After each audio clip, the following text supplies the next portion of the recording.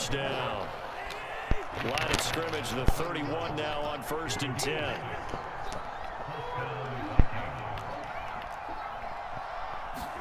Play action now. Cousins. Catch is made by Hockenson, the tight end. And he'll be taken down at about the 22-yard line. He's been quiet today in the passing game, just his second catch. Yeah, and people have to come up with schemes to limit him. And what a lot of teams do, they'll double him, use a linebacker underneath, a safety over the top. Sometimes they'll just take a corner, maybe their third corner if he's a bigger guy, and put him on a man-to-man to try and limit his touches. Just keep mixing it up, give him different angles, different looks, like a good boxer does. On 3rd and 1, here's Cousins. He's got his man, T.J. Hockenson. And he will have a Vikings first down as they're able to convert on 3rd and short yardage with a gain of 4. From the red zone now, they'll look to throw. And that one off the mark behind him, incomplete. I think he's got to be careful not to force anything into coverage right there. There weren't really any throwing lanes, but the best part for him, he's got 2nd and 3rd down to fall back on. In the 3rd quarter here in D.C., a 2nd and 10 upcoming.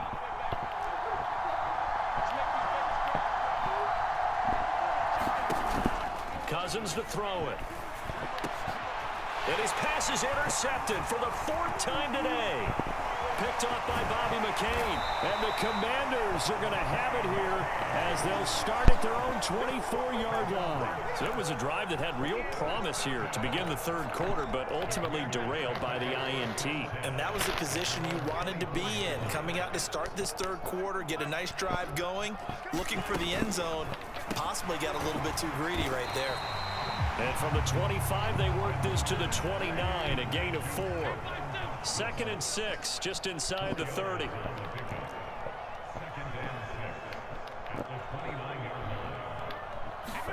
Now a play fake. Wentz.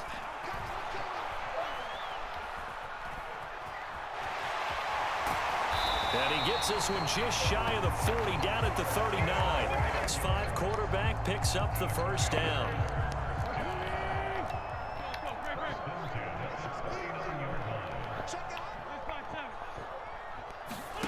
On play action, Wentz. The Vikings after him, and they get there for the sack. Dalvin Tomlinson breaking through to get him to the ground. It's a loss of 7. Well, you don't usually get a sack from a nose tackle spot, but we got one there. No, we don't, and a lot of the times in passing situations, they end up off the field anyway. So how happy was he to work his way back to the quarterback and put him on the ground? He's going to end up with a nickname after something like that, some Big Jelly or something like that.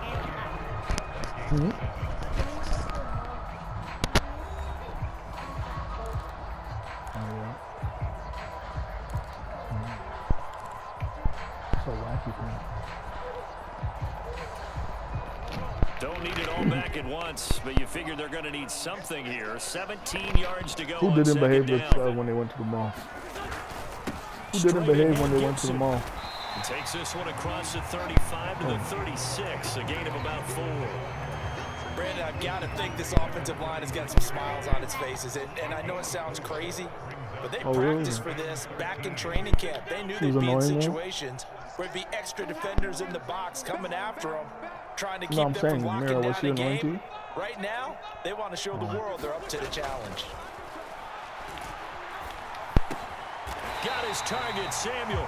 And he's going to have a Commander's first down as they're able to get the 3rd down conversion. When you have someone throwing it that well, that confidently, you don't have to call the game in fear at all, do you? You just go ahead and play. Yep, confidence with a lead to throw it here in the 4th, and boom, he's on the money. Yeah, you don't have to tuck your head in and go like turtle at this point. You can just go ahead and play.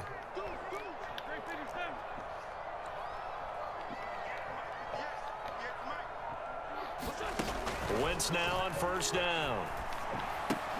That is caught by a diving Thomas. So he'll be stopped here for no gain. And it's 2nd down. I felt that one all the way up here. How about that big man laying out and making that catch? Yeah, that wasn't a 180-pound wideout. That was a tight end. They fake the give. Now Wentz. He rifles one that's intercepted. Picked up by the linebacker, Jordan Hicks. And the Vikings will have solid field position here as they take over at their 45-yard line. Well, that interception at least offers them a glimmer of hope here in the fourth quarter. It certainly does if their offense goes out now and makes it pay off by getting into the end zone. And if it does, then they get a chance to get back out on the field and try and do it again. Maybe they can force that offense into more and more mistakes and give them a chance to get back into this one totally. They have still a 3-score hill to climb. We'll see if they can do it. Cousins throw taken in by Hockenson here. A 3-score game here late. You can probably rule out the comeback, but certainly some kind of a moral victory to be had if they can get a few more points to close things out. And to that end, a nice pass play there to push things downfield. Yeah, and we know in this league, a loss is a loss, and no one wants anything to count as a moral victory or, boy, something that feels a little bit cheap. But if they trim that lead down to just 2 scores, that's still a benefit to this squad.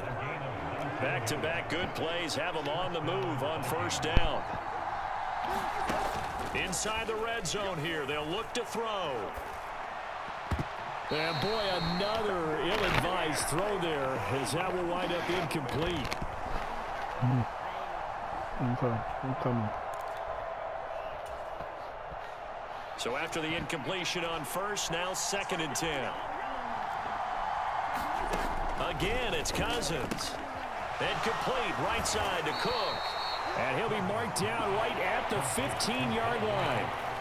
That might feel like a little bit of a lost opportunity there for the offense because the defense Bring it to me. pressure that time. And sometimes against that, you get out to your running back, and it can turn into a big gain downfield. But what a nice job they did getting to him quickly and holding him to a short gain. And he'll only get this to the 14 as he'll come up well short of the first down. They'll get only a yard out of that, and it'll bring up 4th down.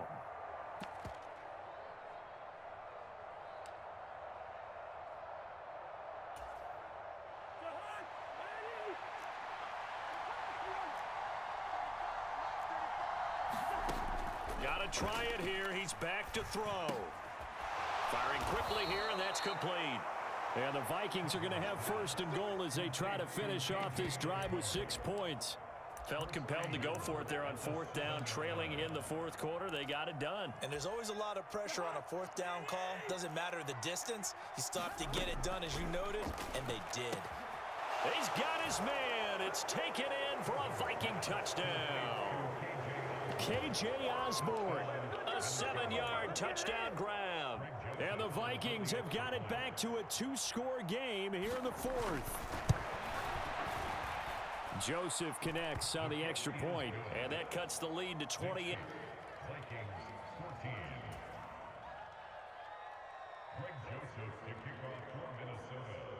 Now Joseph tees it up to kick off following the touchdown. A short kick taken at the 18. And a nice return sets him up pretty good here right at the 30-yard line.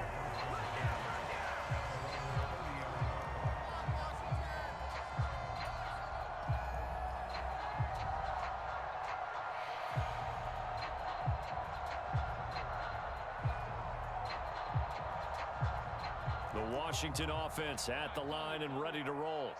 And 3 timeouts remaining here defensively, but really not much reason to use them at this point as this one is all but over.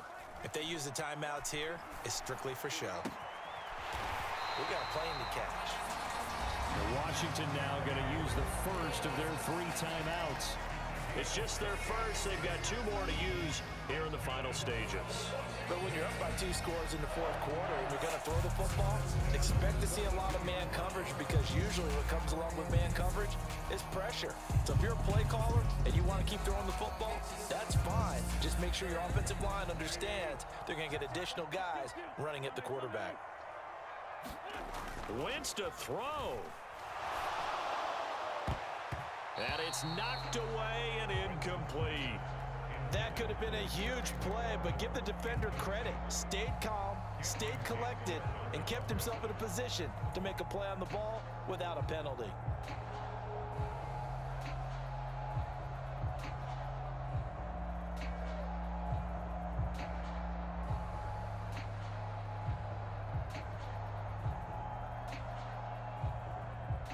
Ball on the 42 as they come up 2nd and 10.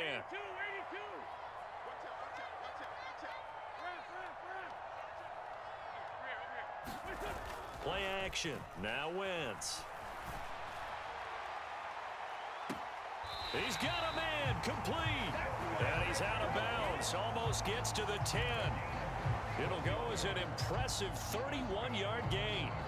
Even with the big lead here in the 4th, it still bombs away. And frankly, it's working. Why should they stop? Go ahead and keep firing away and gaining those yards.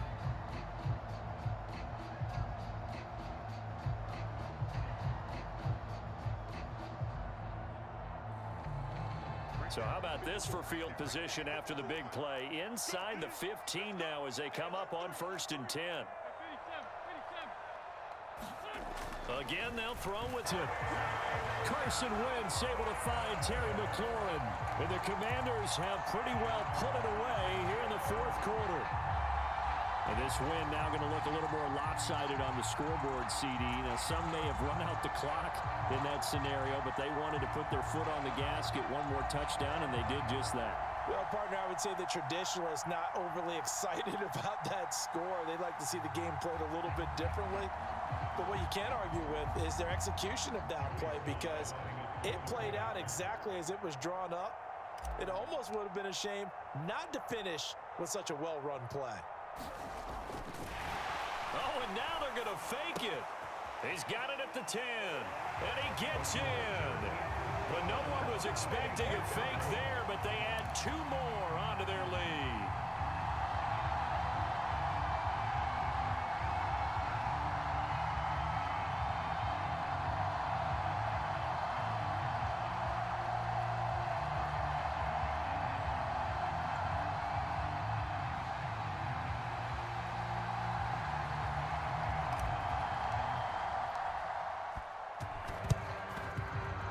Vikings able to recover. The hands team does its job.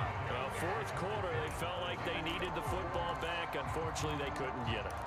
And I know we've brought analytics into the game, and as when a team's expecting an onside kick, 80% of the time, the team expecting it, they do actually recover the ball, which is what we saw here. I just wonder if that number is much more of a anecdotal type of a number. Kind of like when the coaches tell us, well, when you score on special teams, 93% of the time you win the game. I'm still waiting to see that number is empirical.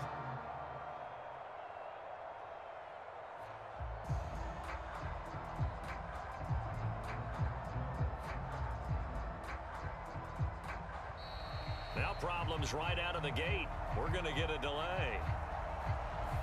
The offense knew it. They were already starting to walk back as that one is accepted.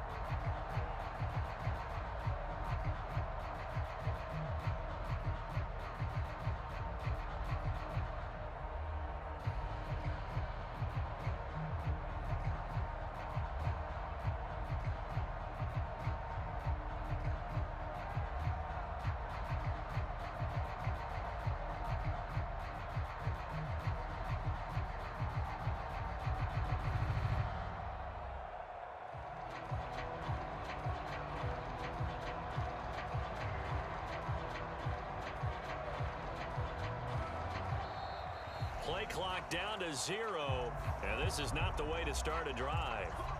So they accept the penalty, of course, and push the offense backwards a bit.